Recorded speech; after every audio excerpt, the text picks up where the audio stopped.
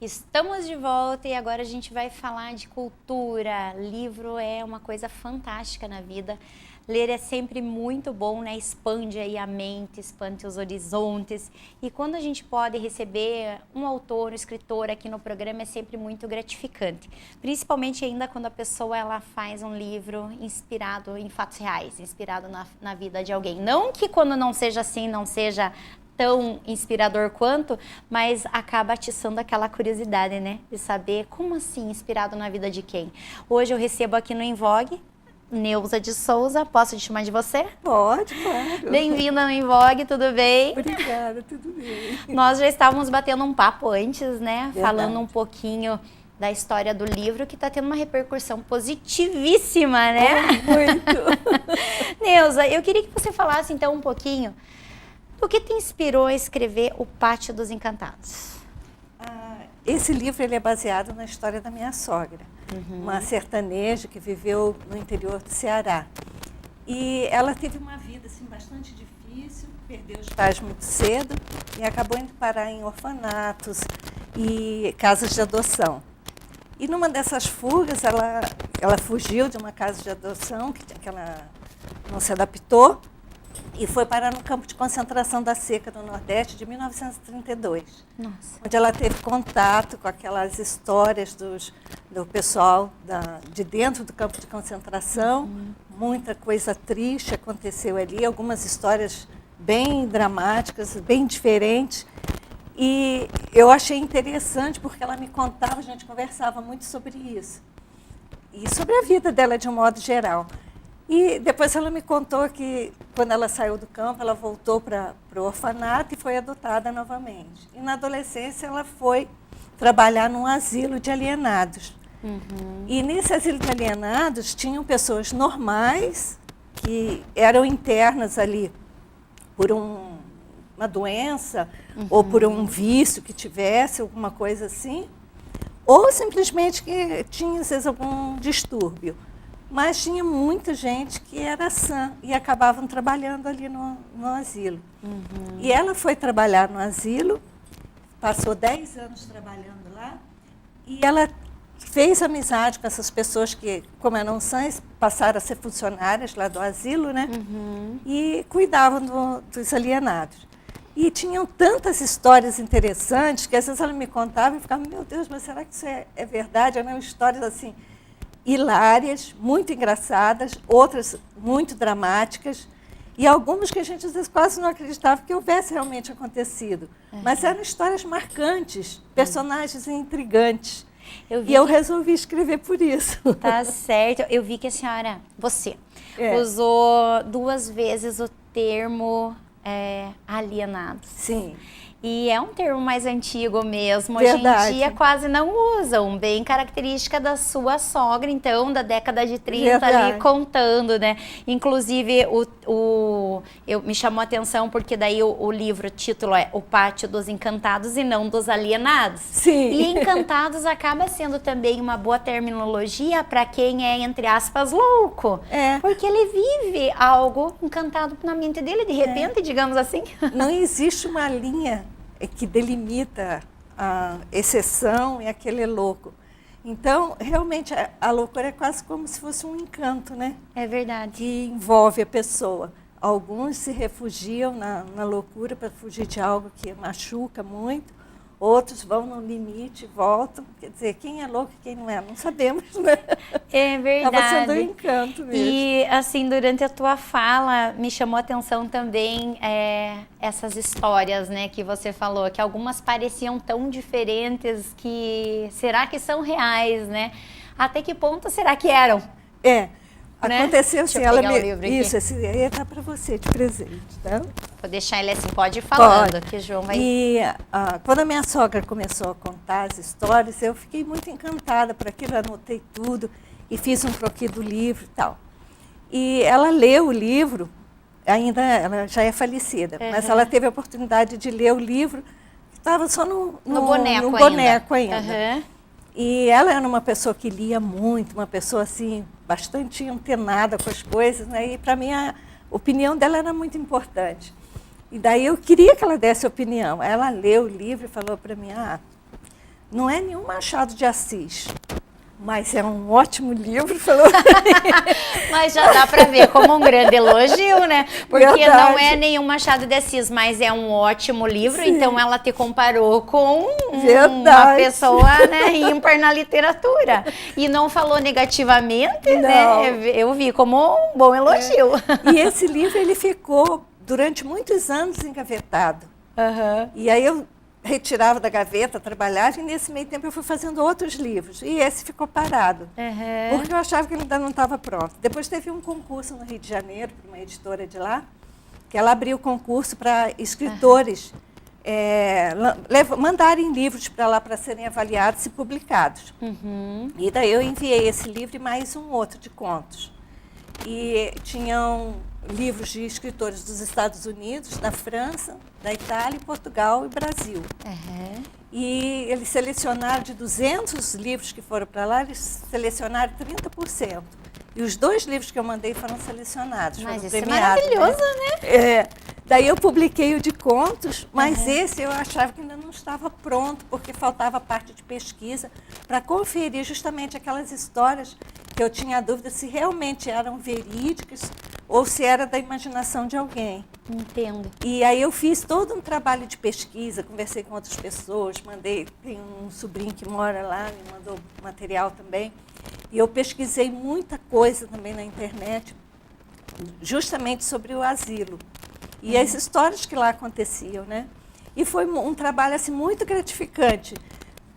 Ir atrás das histórias, conferir as histórias realmente, conversar com outras pessoas e realmente ver que tudo aquilo aconteceu de fato. Então, todos os personagens do livro são reais. Eu mudei apenas um nome para proteção dos personagens, das pessoas, né? Privacidade. Para privacidade. E a única que o pessoal sabe que realmente é a minha sogra, é a personagem principal, que é a Marina. Mas é uma história assim, muito cativante, muito interessante. As pessoas estão lendo, estão me dando retorno, dizendo: Neuza, eu estou apaixonada pelo livro. Ontem eu recebi a mensagem de uma amiga: Neuza, eu estou lendo, eu estou apaixonada. O livro é incrível, eu não consegui parar de ler. Então, cada dia as pessoas vão lendo e vão me mandando mensagem. E isso é muito, muito gratificante. Sabe, eu, assim, quando eu vi na mídia, na imprensa, saiu notas em jornais, tudo falando positivamente desse livro, eu pensei, assim, falar sobre a loucura, colocar de forma romanceada um problema que é tão grave, a pessoa tem que ter, assim, uma doçura na alma, tem que ter ao mesmo tempo uma leveza para conseguir transparecer isso no livro, né? É assim, é um mergulho, na verdade, na alma do ser humano, né? Com certeza. Para você buscar aqueles sentimentos, aquelas dores que ele tem. Por isso que dizem, o poeta, o escritor, ele vive junto com a dor, ele sente a dor do outro, né? Porque quando eu me lembro que eu fiz um croquis do hospital, desenhei, conforme as informações que foram me passando, e eu transitava dentro daquele croquis com os personagens, dentro do pátio, onde a maioria deles ficavam soltos, né?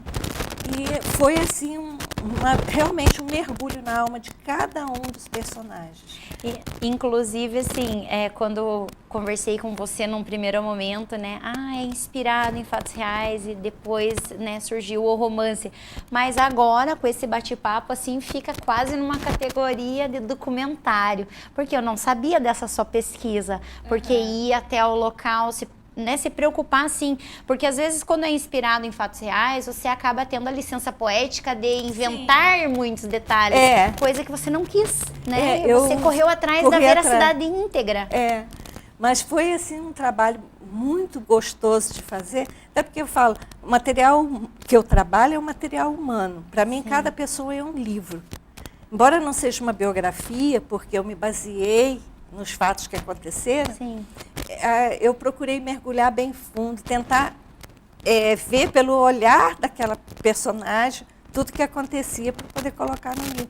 Eu acho que é aí que está o encanto do livro, porque as pessoas estão lendo e elas falam: eu não consigo parar de ler. Ele é muito cativante, ele é muito bom, a história ela não tem quebra, ela o tempo todo assim, bem interligada, amarradinha. Que gostoso. Então enquanto eu achei que o livro não estava no ponto para ser editado, ele não foi editado. Foram quantos anos? Foram 20. É uma caminhada, né? Aí eu trabalhava, guardava, ainda não estava bom. Fui fazendo outros livros e ele foi ficando. Quantos livros você já tem na tua carreira, no teu currículo? 94 com esse. Vive da literatura já. No Brasil não se vive muito de literatura. Só Paulo Coelho. É uma minoria que vive. Brincadeiras à parte. Mas assim, eu procuro fazer, por exemplo, eu fazia tempo que eu não fazia noite de autógrafo. Quando eu levei esse livro na Estúdio Texto, as meninas se encantaram com o livro. Nós temos que fazer noite de autógrafo, porque esse livro ficou maravilhoso. Porque eu tenho feito os livros, aí como às vezes eu trabalho incentivando o hábito da leitura nas escolas, eu faço a matriz, rodo alguns exemplares e deixo nas escolas para serem trabalhados, dou para as escolas ou para quem me pede. Mas eu não estava mais fazendo a noite de autógrafo, só fazendo mesmo o trabalho.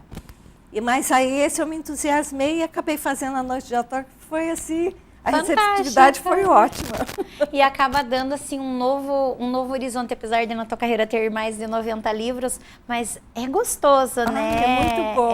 Assim, acaba não sendo um dia só diferente, é uma memória, Verdade. né? E o gostoso é que não tem uma pessoa que não esteja lendo o livro que diga para mim assim, eu não gostei do livro. Todos têm algo assim interessante para falar do livro, sabe? E assim, lá em casa estão brigando por causa do livro, mas eu só vou entregar o livro depois que... Estamos na vez. Agora é minha vez, eu vou terminar, depois eu entrego. Ele tem indicação de idade, faixa etária? Não, ele não tem... O público é livre. Olha só, é interessante que, assim, professores das escolas locais, de repente, coloquem isso, né, como sugestão. Verdade, porque, seria interessante. Né, assim, às vezes a gente ouve só notícias na TV, nos jornais, não existem mais hospitais psiquiátricos, para onde vão os loucos? Louco é quem? Né? E acaba tendo preconceito, acaba tendo pensamentos distorcidos, as pessoas não têm, às vezes, oportunidade de uma forma gostosa, numa leitura tranquila, de ler e ver com os olhos de quem viveu os problemas, né? Verdade. Então, acho assim que seria uma grande sugestão, né? Seria bem interessante. Olha só. E você mora em Ponta Grossa há quanto tempo? Já tem 15 anos. Gostou da nossa cidade? Gostei muito. Porque é uma cidade assim, de médio porte, né? Que para mim facilita. Eu tenho parentes no Rio, tenho parentes em Curitiba. Então, para mim facilitou muito a visitar os parentes. Tenho irmãos que moram aqui no Paraná também, que vieram trabalhar no Banco do Brasil e acabaram ficando.